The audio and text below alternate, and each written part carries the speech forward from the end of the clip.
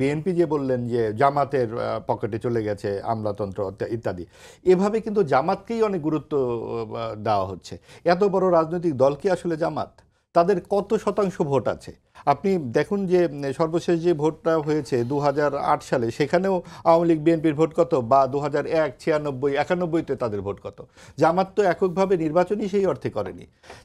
ঠেলে ঠুলে বিভিন্নভাবে এক ধরনের প্রোপাগান্ডা করে জামাত নিজেও কিছু কিছু সংবাদ কিন্তু পরিবেশন করছে, এমনভাবে তারা সংবাদ পরিবেশন করছে তারা যেন যে বিএনপির প্রায় সমতুল্য একটা রাজনৈতিক দল।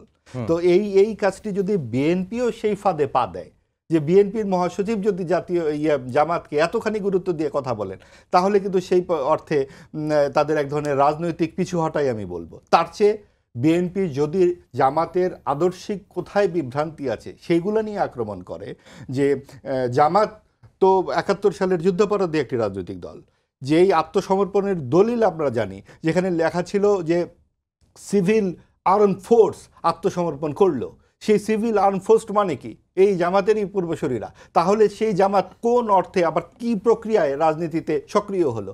এই প্রশ্নগুলো কিন্তু বিএনপি করতে পারে এখন।